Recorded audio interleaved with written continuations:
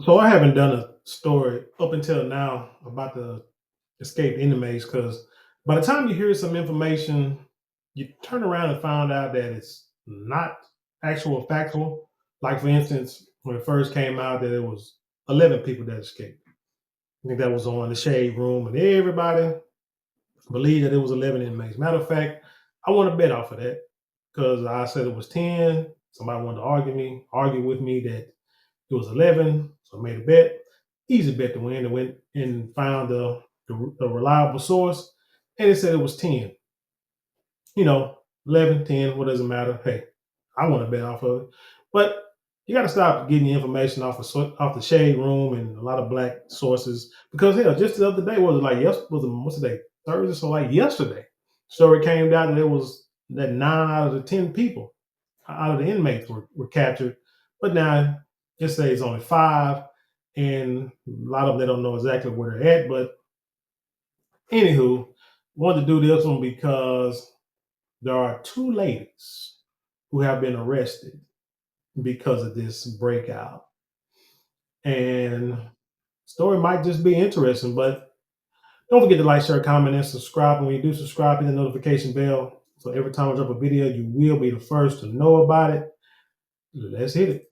Police arrest 2 women accused of helping some of the escaped inmates stay free. Maddie Kurth breaks down how. John and Meg, state troopers say they have phone records of both the women communicating with some of the fugitives. They say Corvante Baptiste helped the one recaptured last night, Corey Boyd, and that Courtney Harris was at some point used as a getaway car. Now, Fox 8 law enforcement source says Leo Tate called Harris before the jailbreak. Tate was in the facility awaiting trial on burglary, drug, and weapons charges. Troopers say Harris later drove 2 of the fugitives around various spots in New Orleans. They say those 2 are still on the run, but did not identify them any further. In Slidell, troopers say Corvante Baptiste helped to get food to Corey Boyd while he hid from police. They say they have records of phone calls and social media messages. Boyd was picked up by troopers yesterday evening in the 1400 block of Iberville. He's accused of killing Mr. Brandon Fees during a car burglary last year. I would like to know Of killing Mr. yesterday evening in the 1400 fugitives around New Orleans. They say those 2 are still on the run, but did not identify them any further.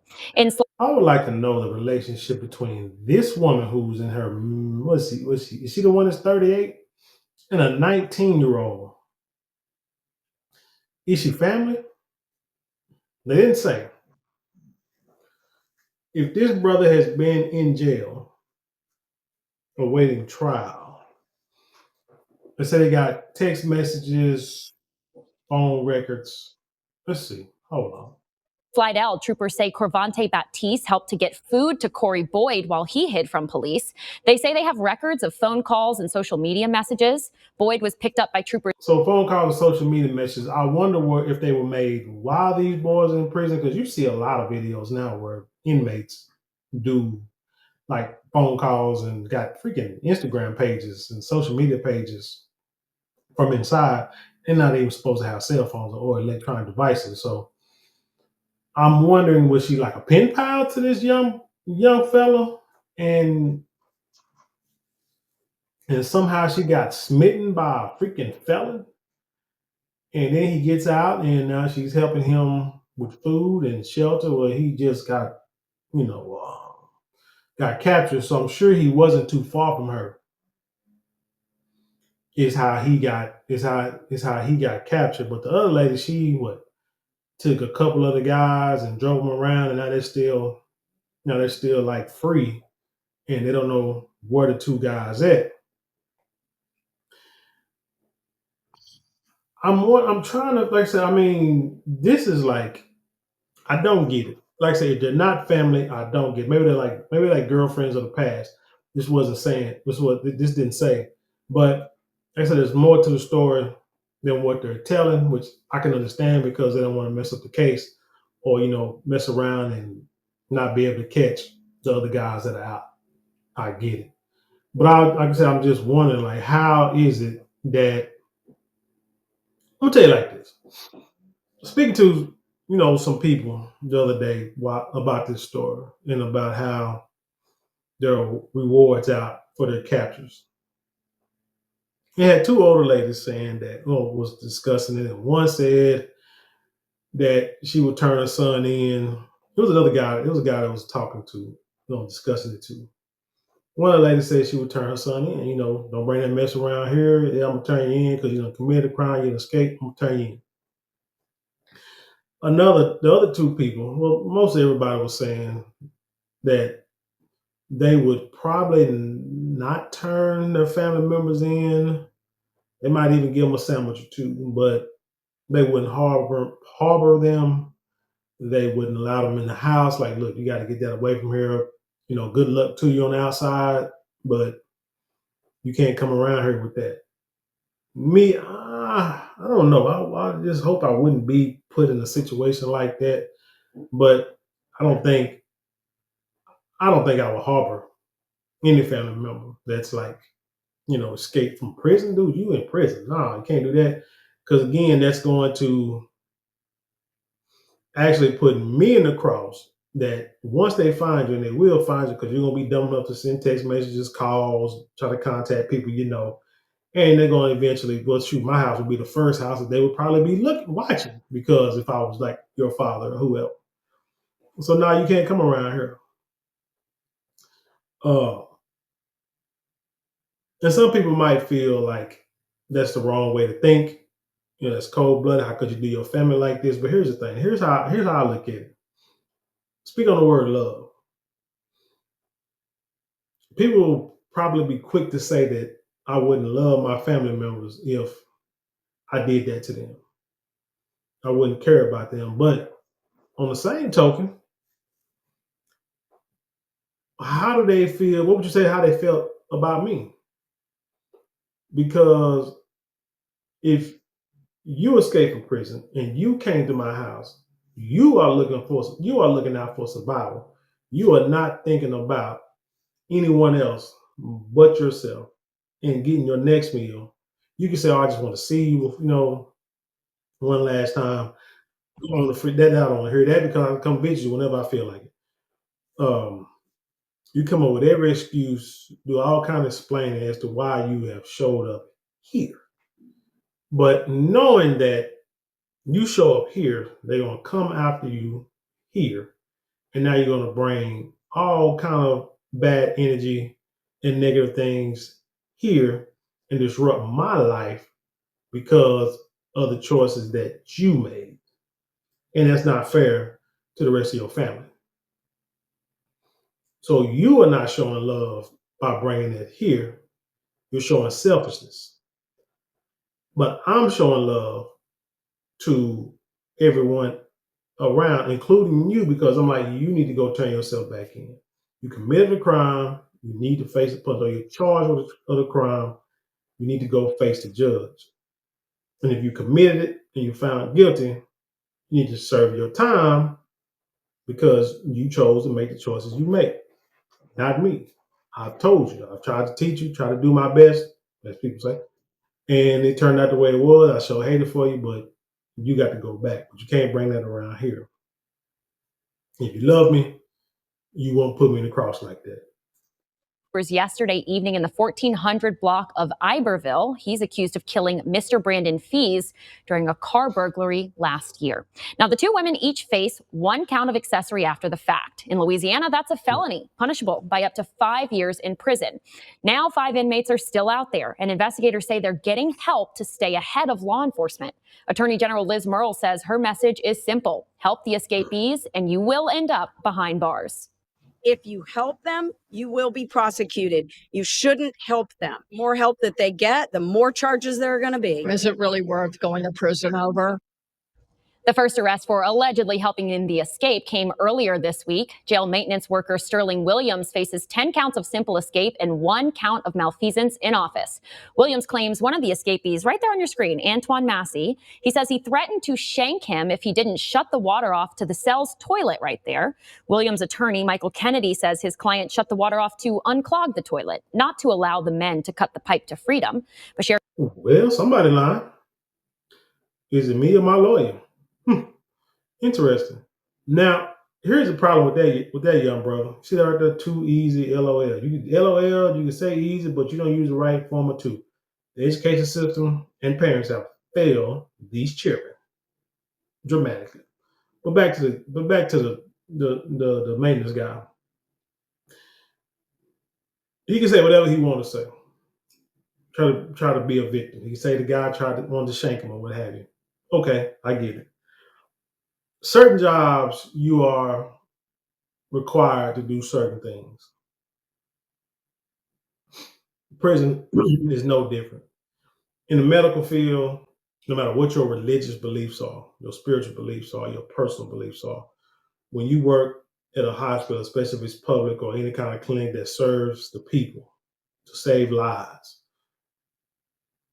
you are required to do what the hospital or the medical facility says that must be done in their policy. That's just it. If you feel you cannot do the job, then don't take on the responsibility. I've worked at places where someone is dying, something happens to them. I have to do everything in my power to try to keep them from dying. I've also been in situations where the patient is actually dying in certain circumstances. I am required by law to not, by policy, and I guess by law, because you can get sued, to not do anything to help save their life. You got to be willing to do both. Prison is no different. If you sign, I'm sure you're told that inmates are violent, stay away from them, don't befriend them.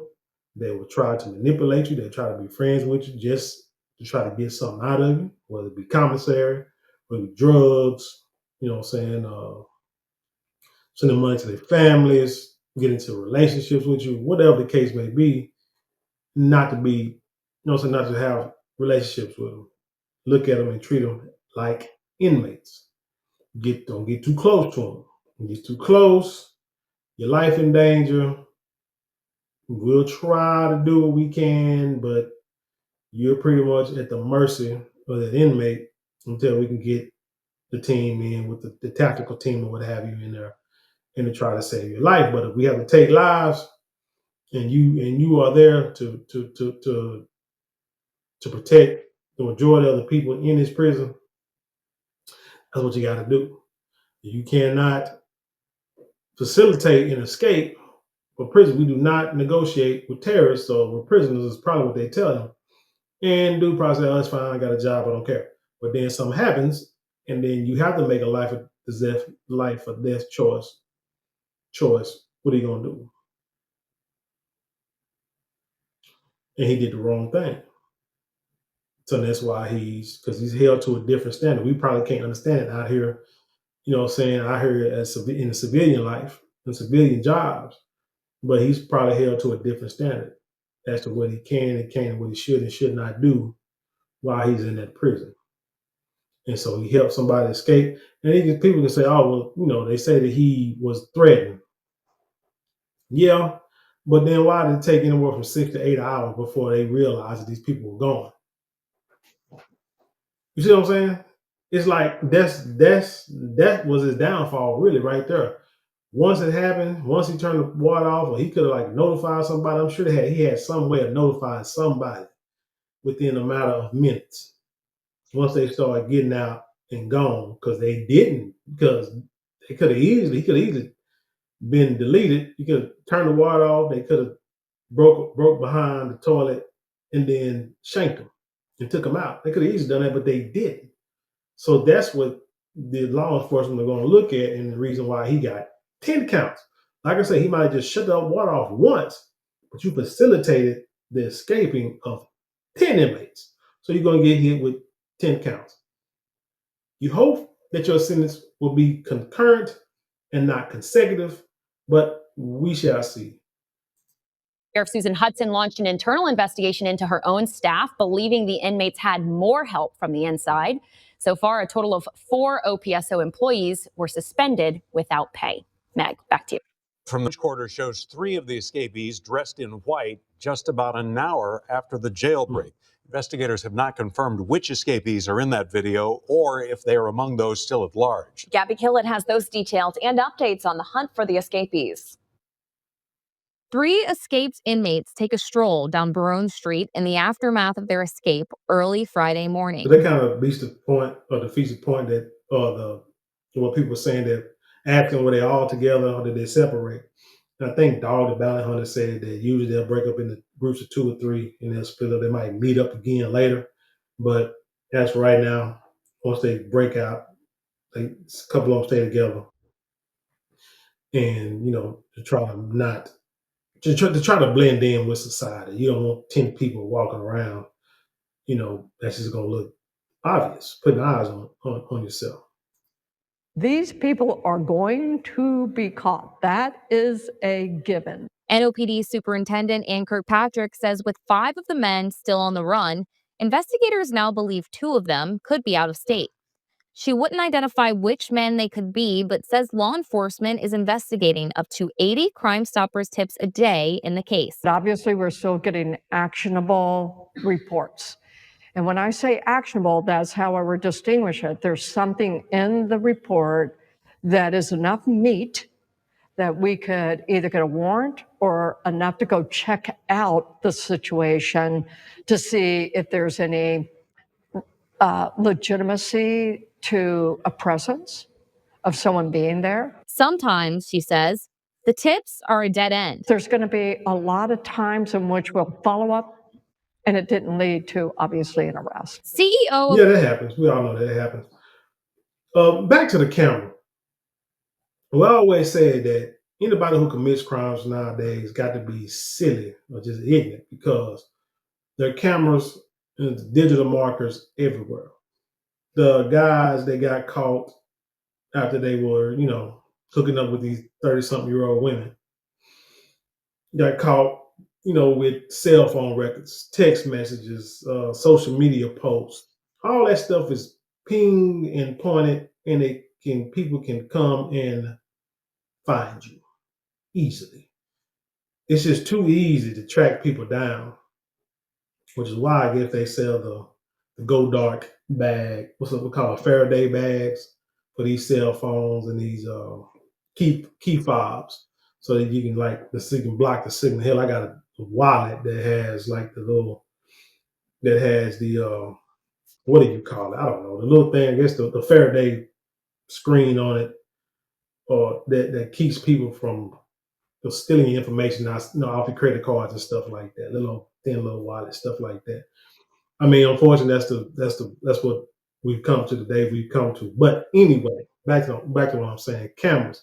Saw, I think, a CNN video where they showed they did face recognition and how they were able to see and capture some of those inmates. This stuff is real life. This stuff is real life, whether you like it or not, whether you think it's fair, civil rights, all that kind of stuff. Nobody cares. Eventually, your rights or stuff like that is going to be a thing of the past. Hell, they pass a lot of laws now that you know nothing about. Why? Well, number one, because you don't go down to your city council meetings or you don't go down to your state rep meetings when the floor is open and you can go in there and watch, or you can go in there and present something you want to become a law or a bill. You don't do that. You stay home, you watch TV, you waste time, you do things that is not productive. And then when these laws get passed, and you wonder, where were we at when these laws? Where were we at? We didn't get to vote on that. No, because something was done maybe months or years ago that said they didn't need us to pass this law or this regulation. But that's another story for another day. These cameras, cell phones, all this stuff, even when it's turned off, you can still be tracked. Man, real quick, now I get back to this story. Matter of fact, today, for the first time in months, I wore these, I guess they're like socks, but they're like cut off to where you can't see them. When you're wearing shorts and you don't want no one to see you wearing socks, but you don't want to walk around with bare feet because you know how it does help make your feet stink. But it's like a little short style, but it barely comes above the bottom of your feet. I put them on. I ain't told nobody. I was going to wear them, didn't take a picture of them or nothing. All I did was put them on today.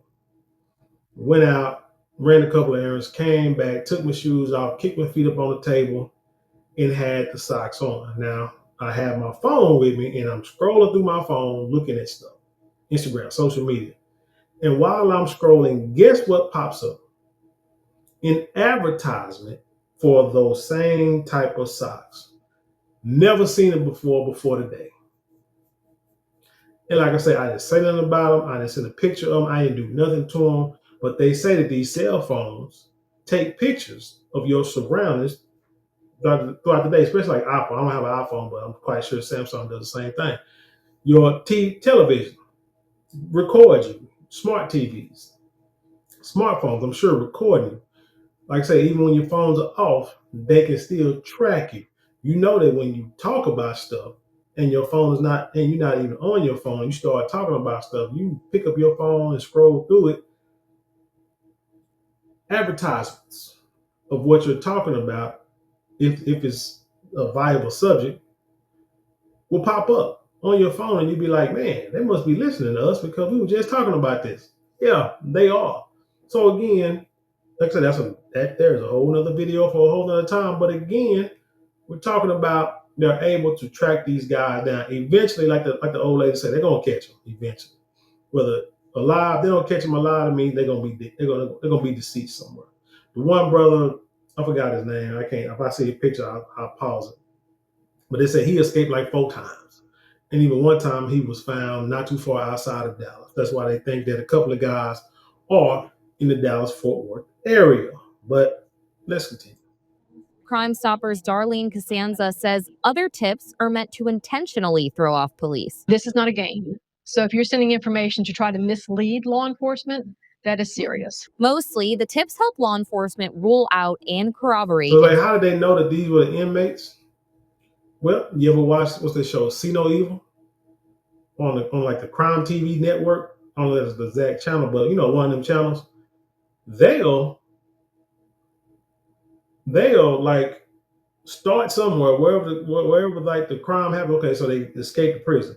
So what they're gonna do is now they're gonna tap into every camera near the prison, and they're just gonna watch hours and hours of film, and then they're gonna say, "Oh, there they go. I think there's 3 of them right there. Let's follow them." And all they're gonna do is just follow them.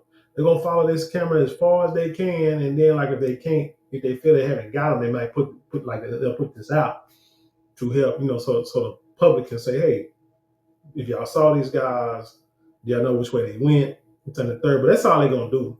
They're gonna watch camera, they're gonna watch film, they're gonna watch highway film, road film, they're gonna ping cell phone, they're gonna see who they've been talking to, the people that they have talked to, family members. They're gonna tap in their phones. You're not gonna know it. They're gonna tap in, they're gonna be listening. What was it? Was that what Batman movie was that? It was the one where one with him and a Joker. They had the Dark Knight, Batman Returns, Batman Forever, something like that. Not Forever. That's a whole one. But whichever one with Heath Ledger and Bruce Wayne had to find the Joker before he destroyed Gotham, and Lucius didn't want to do it because it was invading a lot of people's privacy. But he had to open up all these channels to listen for voice recognition, so they can see if they can hear this guy and then pinpoint where he was at. But then once it was over, they like destroyed the whole thing, destroyed all the screens, and the voice and the software blew up and stuff. There was then there was like no trace of it. But that stuff is real. They get that stuff from real ideas, man, like real ideas. Information. If it's not the actual, he's there now, pick him up here. It's okay. Where are they frequenting? Is someone helping them? What's the information of the person that's helping them? Anything they can gather. They're using this cell phone. Anything they can gather to be part of that puzzle is going to help law enforcement make that arrest. We want to continue to encourage the community to call. Crime Stoppers says they've already awarded one tipster who receives $20,000 from 3 separate agencies. And those agencies are Crime Stoppers, the ATF Bureau, and the FBI. Man. So that man walking around rich. telling everybody about the money he got. So I'm sure they family probably hitting him up big time. And he's probably at the casino, done spunt it all by the time y'all see this video. But anyway, tell me what you think about this story. Like I say, I mean the ladies, I mean they dumb as all outdoors. I'm not sure what they thought. I don't know what the world is teaching. But hell, they 30, they in their 30s, so you think they would know better. There's no way. It's like, okay, like I said, you might give them a sandwich or something, but you got to keep it moving, player. You can't kick it like this. You can't be texting me, can't be calling me. We sure ain't finna meet. Now you just pop up over here. And I didn't know you was coming. Like I said, I might give you a sandwich and a bottle of water, but you got to keep it stepping. But you're not finna call me and say, hey, I escaped, come get me. Or, I got out of prison, come and get me. I'm not, now that could be what they said. They could have told him, hey, I just got released, man, come get me. But if you in there for murder, I'd be like, man, look at her. Let me see you some money, and you can just catch an Uber somewhere. But me and you don't come around here. Me and you ain't hollering at each other. Facts. But anyway, tell me what you think about this story. Leave your comments below. Share it with the world. Let's have a intelligent conversation. You know how we do it around here. Don't forget to like, share, comment, and subscribe. Those 4 things cost you maybe a couple of minutes out your day, but it means to the world, to us at this channel. If you would like to support us financially, you can get a super thanks, super chat, super stickers, and you can go to the description box. There are a couple of links there you can click on to help support us that way. Now, if you want something tangible for your dollars, which a lot of people do, you can go to marlonmorale.com. You can hit our Shopify store, or you can hit the link, you can hit the shop button below and check out all our luxury products. We have fragrances that last all day. We got beard kits, we got silk products, handbags, much more. Check it out. You will not be disappointed. With that being said, I leave you in peace, and I'll see you on the other side.